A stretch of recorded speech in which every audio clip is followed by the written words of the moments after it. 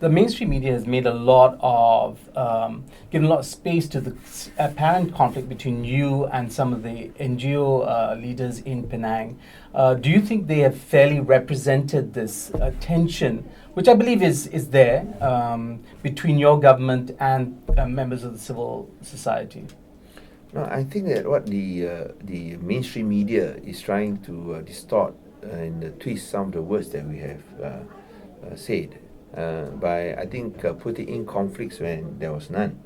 So, for instance, the so-called conflict with the CAP, where they alleged that I insulted him, and that was not the case. In fact, I was. When you said to SM Idris that yes, he was an old man. No, he was an old man and respected.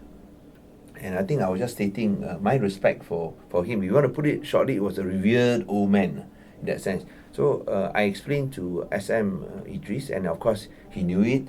He says, and later I think he came up with some statements which were not published in the mainstream media, that this should not be politicized. And he was unhappy with some of the BN politicians for putting words where there was none, or taking out words when, especially the word that respected, taking out words when they shouldn't have done that. So it is just only a play or a diversionary tactic by the mainstream media to create a conflict when there was none. But isn't there real issues of differences of values, of differences of worldviews between your government and, say, members of the civil society?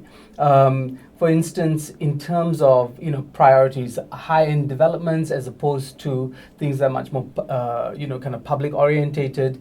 I mean, there is a left-right spectrum in Penang across this country. And in that sense, aren't there things that you cannot compromise on, or things that you will not agree with when it comes to civil society and their views on development in the state? What we have done is that we have continuously engaged civil society. But I think you must remember that we finally make the decisions. We obtain inputs from various sectors, but it doesn't mean that just because we do not listen to you 100%, that means we are wrong. Can they accept that? And I think maybe perhaps they can't accept that. That we have to listen 100%. So I would say that we cannot be listening to one group all the time, or neither can we afford not to listen to one group all the time.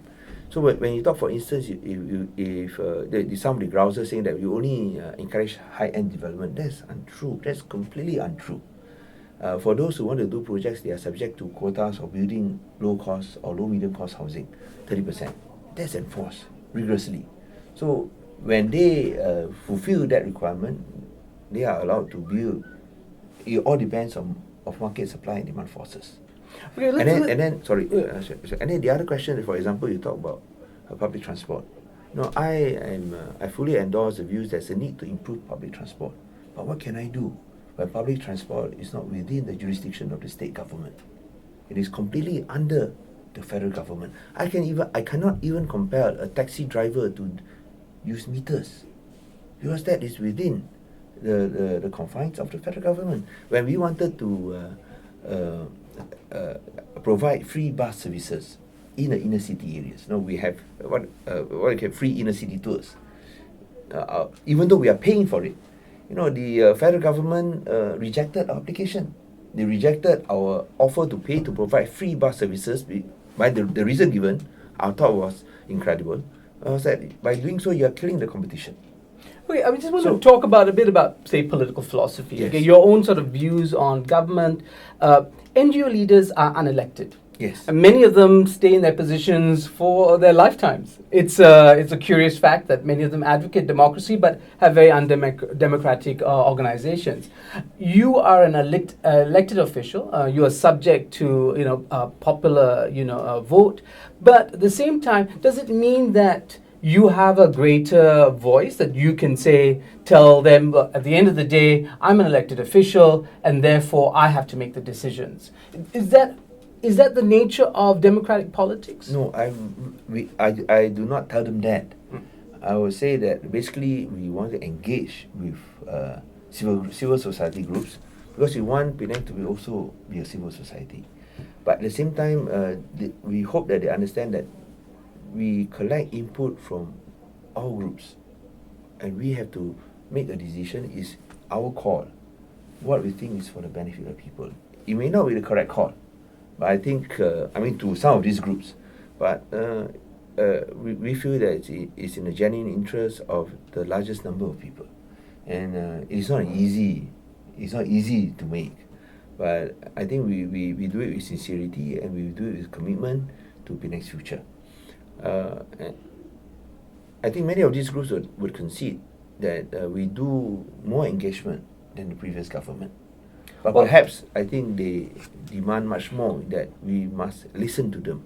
We do listen. But why is that? I mean, sometimes when I read these reports, I mean, assuming that they're correct, and they come from the alternative media as well, there is a level of vitriol or anger, at you that doesn't seem to be commensurate with what you've done. And I'm wondering if it's because, it sounds like they're spurned lovers. Like, you might have promised them something and not delivered. Is that true? I mean, politicians have to naturally promise a lot of things to a lot of people before the elections, and then of course when you take power, it's much more difficult, I guess, to deliver on all those promises. Have there been promises that you have been able to keep? No, I think our promises were basically in terms of democratic reforms, and basically in terms of consultation, engagement, as well as, of course, participation.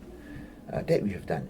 But I think you cannot just impose these views on the state government. When the state government doesn't agree with everything you say, it doesn't mean they are wrong. Okay, for example, we have done 10 things.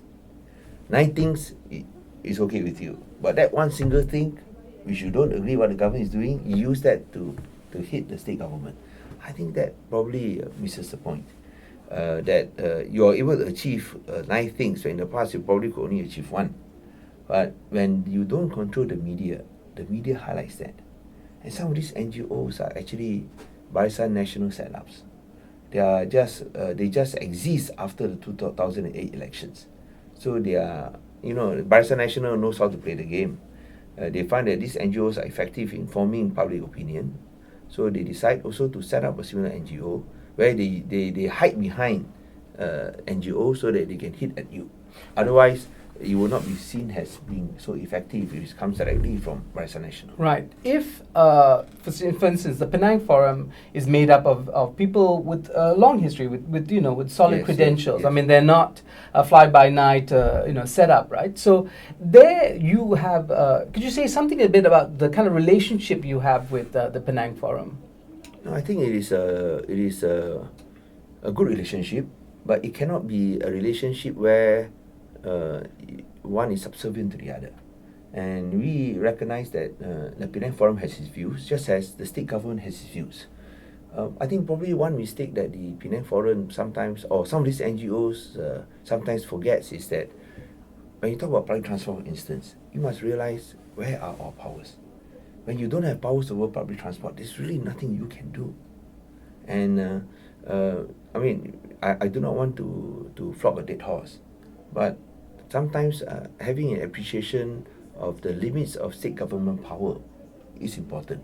They have to find the right party where they can come into, and we find that for these NGO groups, it is both the positive and negative, that they come to us to address their grievances with an intensity you don't find them doing with federal government departments. And they don't do it with the federal government departments because perhaps they feel that they will not have the access, they will not have the space, they will not have the freedom to do so. But with the state government, they just let it all fly and just let it all out, because they feel probably that this is the freedom that we have given them. But at the same time, I think we should not overplay and let it go overboard, because otherwise it gives the impression as if there's a death wish for UMNO to come back, which I do not think is the case. If you allow UMNO to come back, I can assure you that sort of engagement and consultation will be completely dominated by cronies and those with their own self-interest at heart. Now, I know you've been accused of wanting to be Prime Minister, or the conspiracy theories that you will become Prime Minister. But if you were Prime Minister, Guan Eng, what would you do? I mean, what kind of country do you envisage? Would it be Malaysia a la Singapore? I mean, do you hold the Singaporean model up as something exemplary, something you'd like to follow, which is a kind of a mix of authoritarian but extremely high level of performance? I think that question doesn't arise because I don't aspire to be Prime Minister. Principally because I'm not qualified to be Prime Minister. There are many other Pakatan leaders that are more qualified than me. So I think that question doesn't arise. What is the qualification for being Prime Minister? Well, if for example you look at Anwar with his experience and with his knowledge and with his skills, I think that is a very good example of a person who is qualified to be Prime Minister. So I think that question doesn't arise as far as me being Prime Minister. I'm happy just being the Chief Minister of Penang. That for me is really a big enough job. But the vision we have for Malaysia is not a copy of Singapore or Hong Kong. I think we've got to find our own path. What we need is to choose the best from all the various models, of all the various practices. I think the safest route is to practice or to adopt international best practices. For example, open tenders. I think there is no cultural factors against implementing open tenders. But why is it that when what is considered an international norm is regarded as abnormal in Malaysia, when it obviously benefits the people by allowing them to get the lowest or the best price with the highest quality and international management practices? Okay, finally, I want to ask you a question about your view of Penangites. You're not from Penang. Yes. Chuang is, Yes. who just interviewed you. I understand that Penangites are fairly parochial. They have a very strict sense, people from the island that is, of who's in and who's out. And if you're a Penangite, born in Penang Island but have left, they still sometimes say that you've no longer a Penangite. Do you find that that parochialism affects the way you're viewed in the way you deal with the public? Maybe for small sections of the community. But I think Penangites, by and large, they are very cosmopolitan. They have traveled around the world. They have absorbed, as I said, best practices. And what they want to see is a commitment towards good values of integrity, good values of excellence, and then good values of just doing for the public benefit and not for your own private benefit. And I'm very grateful to Penangites for accepting me as their Chief Minister. And I think I can sense that their enthusiasm and their response is genuine. Okay, thank you very much. Thank you.